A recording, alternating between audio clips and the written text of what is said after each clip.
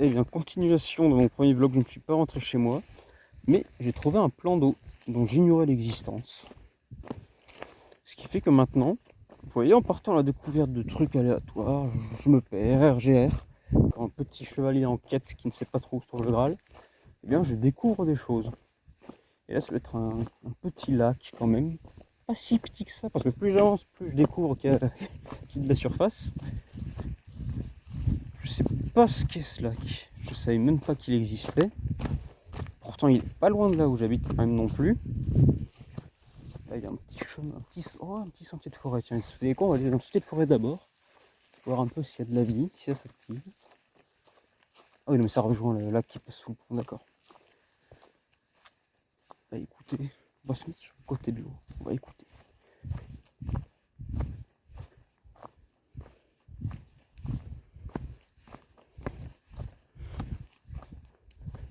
Oh, le nombre de grenouilles qu'il doit y avoir là-dedans. Alors, on va filmer ça.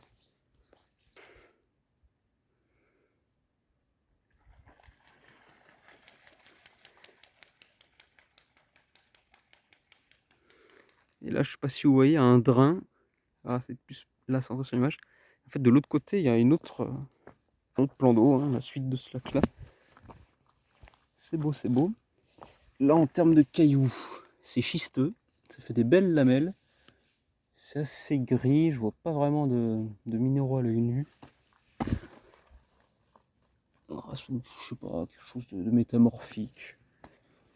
Très banal. Dans l'eau, je vois pas de forme de vie évidente. Par des plantes, hein, évidemment. Je sais pas si c'est quelque chose.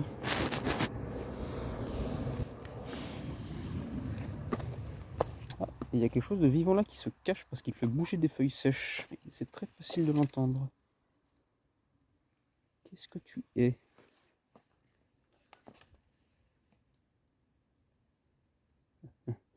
Ce qu'il est, à défaut de connaître son espèce, c'est discret. Non, je trouve pas ce que c'est. Ça doit être très très petit à mon avis. Tant pis, quelque chose qui est survenu s'abreuver. Je ne vois pas de tétard, ce qui est une honte évidemment. J'aurais préféré voir des pléthores de grenouilles, de crapauds, de toutes ces petites bestioles adorables qu'on appelle les amphibiens. Il peut y en avoir partout. Hein. La preuve du Kali Yuga, la mort des amphibiens. Non, mais il n'y a rien de transcendant ici. Il y a quelque chose qui se fout de ma gueule. Pile quand je veux partir.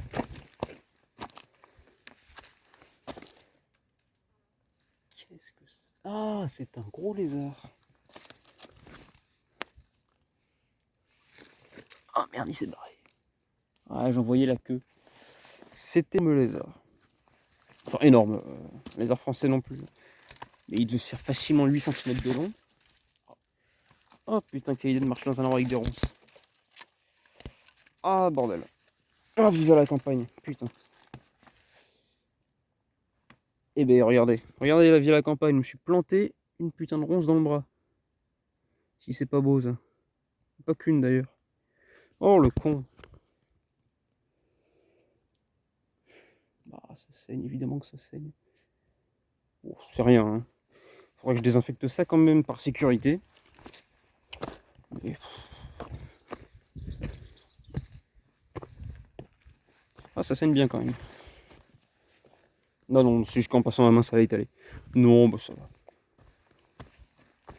C'est beau l'aventure. C'est vrai qu'aujourd'hui on a un rapport à la douleur aussi qui est très étrange. C'est que souvent on ignore la cause de la douleur volontairement, on veut juste la faire passer. Moi c'est quelque chose qui quand même me paraît bizarre. Quand votre corps a mal, c'est soit qu'il y a un dysfonctionnement, soit qu'il vous avertit qu'il y a quelque chose qui ne fonctionne pas comme il devrait. Enfin, c'est un dysfonctionnement aussi en soi, mais soit c'est un dysfonctionnement de l'appareil qui cause la douleur. En fait, il n'y a rien, mais vous avez mal quand même. Ce que les personnes âgées doivent connaître quand même. Soit c'est que quelque chose ne va pas et que votre corps essaie de vous le dire. Et souvent, la solution, c'est Doliprane. Voilà, j'ai mal à la dent, bah Doliprane.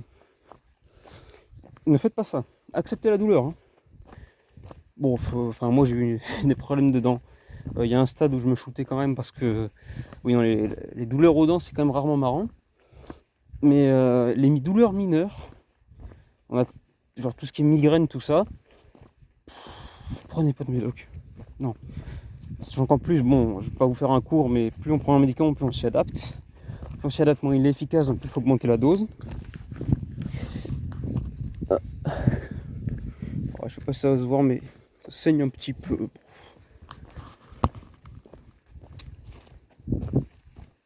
J'étais sur le médicament. Donc, moins vous en prenez, mieux vous vous portez. Et plus vous préparez l'avenir. Quoi d'autre? Bon, je suis toujours perdu. Hein. Et là, pour le coup, je suis vraiment perdu. Parce que du coup, le chemin va dans une seule direction depuis je sais pas combien de mètres.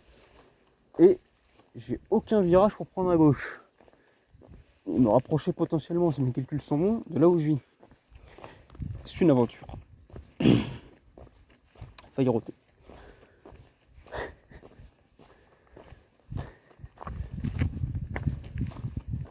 Ah bah là, il y a un virage à gauche. On va peut-être réussir à rentrer chez nous. Vous y croyez ça? Oh, des belles fleurs violettes. Avec des belles bestioles rouges dessus. Qu'est-ce que c'est que ça? Bon, ça ressemble à une forme de gendarme. On va cueillir ces belles fleurs violettes. On va les porter à l'oreille. Pour être un charmeur. Non mais je suis magnifique, effectivement.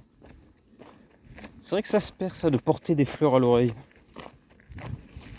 On devrait le refaire. Moi j'aime bien. C'est-à-dire que c'est un peu ridicule. Effectivement, surtout quand on est un homme, je crois. Mais en même temps, ça témoigne d'un certain amour de ce qui est beau. Parce que ce qui est beau est éphémère. Donc il faut en profiter tant que c'est beau. Là, ces fleurs demain, elles sont fanées et moches. Mais tant que je les ai là, à mon oreille... Oh, il y a des petits piafs là que j'entends. Tant que je les ai là, elles sont belles. Et je vais en profiter tant qu'elles sont belles. C'est tout. Ah non, je crois que c'est des canards.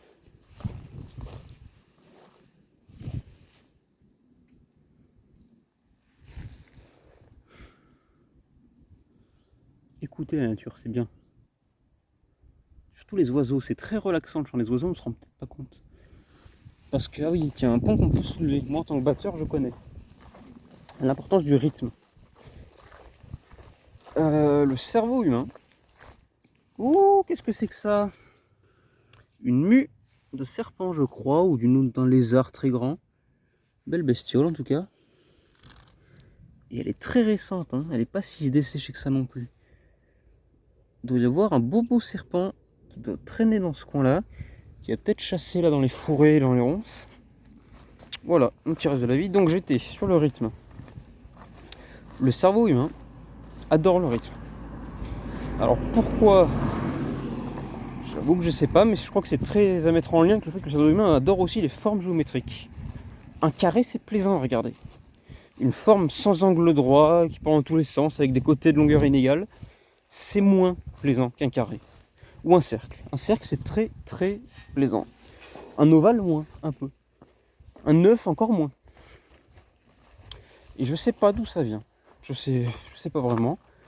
Mais on aime ce qui est ordonné, en fait. Ce qui est ordonné, répétitif peut-être, et cohérent.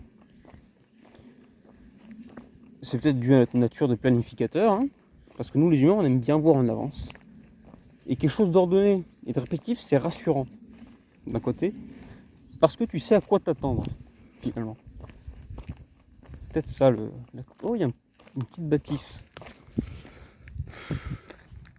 Je sais pas si c'est un terrain privé, on fait des découvertes. Et vous voyez, je vais quitter un peu le sujet là que j'évoquais. Vous voyez, juste en se baladant au hasard, on fait des petites découvertes. Là, c'est insignifiant, c'est un petit bâtiment en briques. Et pour moi, c'est déjà une petite aventure. J'aime bien. Ça m'occupe avec des trucs débiles, mais qui m'apportent une satisfaction quand même. Il n'y a pas de crapaud dans l'eau. Ou pardon, c'est que je batifole en même temps, je regarde un peu ce qui se passe. Vous voyez, je me donne une petite objectif même avant d'avancer vers ce que je me suis donné. Qu'est-ce que c'est que cette bâtisse?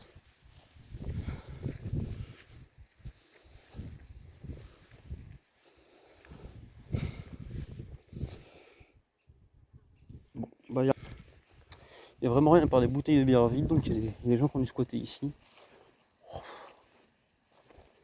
Je sais pas trop ce qu'est cet endroit, si c'est un coin de pêche ou quelque chose. J'avoue que je sais pas. On va faire le tour du lac. Parce que c'est par là qu'est la maison. Donc revenons sur le rythme, la logique, la continuité, la répétitivité et le fait que ce soit rassurant. Et bien, les oiseaux, figurez-vous, ils ont des chants à peu près réguliers et en rythme. C'est pas exactement ça. Mais ils ont un sens inné du rythme. Et c'est ça qui est fascinant. Les cigales aussi. Mais bon, c'est assez rapide pour qu'on s'en rende pas forcément compte. Normalement, le chant d'une cigale, ce qu'on appelle le chant d'une cigale qui n'est pas un chant. Et là, il y a une taupe morte, je crois. Je sais pas, il y a une petite main qui dépasse. Ça devait être une taupe qui s'est fait trucider. Je sais pas quoi, il reste que la main. Bon. La nature, c'est une guerre permanente. Nous, ça nous paraît paisible parce qu'on voit surtout des végétaux et que les végétaux sont quand même pas très actifs. Mais même un végétal, il se bat en permanence contre les infections, contre les insectes, contre tout. La nature, c'est un champ de bataille. On se rend pas compte. Hein. Déjà, entre espèces, c'est-à-dire que le pia veut manger la souris et la souris veut survivre. Mais interespèces, la souris, elle veut battre les autres souris pour se reproduire. Enfin, la souris mâle, hein, on se comprend. Est-ce que vous vous rendez compte de la violence que c'est la vie? Quand on vient à la vie, on est né pour se battre contre tout. Et pour soi, en fait. Juste pour soi et sa descendance. Pour certaines espèces. Il y a des espèces sans leur descendance, ils s'en branlent un peu. Les insectes sociaux trichent là-dessus. La plupart des rennes, tout ça, fourmis, la descendance, c'est pas leur priorité. Elles les castrent chimiquement, bon, c'est moche. C'est pour ça que les insectes sociaux sont une sorte de catégorie à part dans le vivant. Dans le sens où leur reproduction et leur préservation correspond à des lois qui échappent un peu au reste, aux mammifères et bactéries. Normalement, on établit qu'une espèce est vivante à partir du moment où elle est capable d'assurer sa propre survie. C'est-à-dire qu'elle elle peut manger, remplir ses besoins vitaux par elle-même. Et assurer une descendance fertile. Pour ça notamment que les... Comment on appelle ça?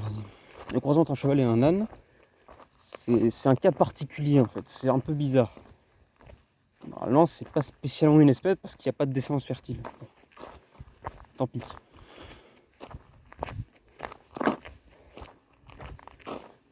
Qu'est-ce que je voulais dire d'autre? Mon bras, ça va, ça enfle pas. Il me reste une ronce. Ah, j'avais pas viré une des pointes. Bon.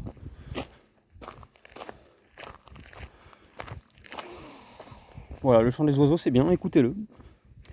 Il y a une application qui est fantastique qui s'appelle Merlin, qui vous donne l'espèce des oiseaux en entendant le chant, juste en mettant votre téléphone à la fenêtre comme ça. Alors, ça peut vous donner l'espèce, gardez juste la famille, parce que d'identifier une espèce, c'est quand même un travail très précis. Je pense qu'il y a plusieurs espèces qui ont le même chant. Gardez juste la famille. Dites-vous, voilà, c'est une famille je sais pas, je sais même plus les noms d'espèces des oiseaux, tellement c'est chiant. Et après, vous reconnaîtrez des oiseaux qui sont faciles à identifier. Notamment le pouillot véloce. Il a un chant très simple. C'est un chant ponctué, régulier, d'une seule note.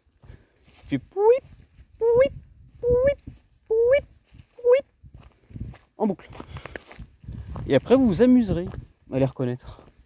Oh, c'est ronce. Ah ben là, mais la nature, c'est violent. C'est méchant, la nature.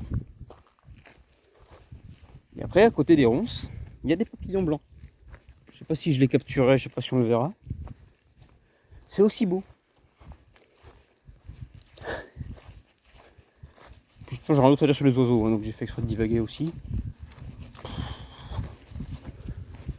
Il y a encore 14 minutes, ça fera un vlog d'une demi-heure, on va pas s'en sortir. Vivez Android, c'est bien. Il faut être proche de la nature. Ça nous rappelle un peu d'où on vient, je crois. C'est une leçon d'humilité aussi. Enfin, je dis ça, il y a même pas une demi-heure, je vous disais qu'on était les rois de la planète. Mais on est les rois de la planète. Mais en même temps, tout seul, on n'est pas grand-chose. Parce qu'un humain seul, il se trouve face à un sanglier. On peut se dire que c'est fini. Enfin, ça parlera pas aux Parisiens et aux consorts. Mais moi, je suis face à un sanglier. Je me dis, fuir, fuir. Autant je suis un dieu, autant j'ai une AK-47, je suis quand même une espèce dominante. Autant je peux créer des dévastations nucléaires à tir larigot. Une bestiole face à moi, non, bah non, j'ai pas envie de l'affronter. C'est fou, hein. C'est fou qu'on soit si puissant et si faible à la fois. Oh, petit trou, je sais pas ce que c'est. Terrier de quelque chose, une taupe, d'un lapin. Ouf. J'aurais bien aimé surprendre le serpent qui m'a laissé sa belle mue, mais je crois qu'on l'aura jamais.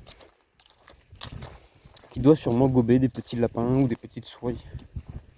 Ça pullule en Vendée les rongeurs, hein, c'est pas rare. Après, il y a quand même une certaine prédation qui est faite par les rapaces. Tu peux retrouver souvent des petits cadavres de souris éventrés, bon. Triste. Ou de rats. Les rats, tu pleures moins. Autant un mulot, un petit campagnol, c'est mignon, ça va. Autant un rat, bah non, non, c'est moche, c'est moche. Et pourtant, j'aime les rats. Comme on témoignera l'hommage à Bubule que j'avais fait sur ma chaîne. Bubule, le petit rat qui était trop jeune pour être moche. Bon. Son existence aura été brève. Mais il faut la saluer quand même. Non, mais je vais juste rentrer chez moi en silence. Je sais pas trop quoi vous dire. Si je fais une autre trouvaille, je lancerai un troisième vlog. Oh.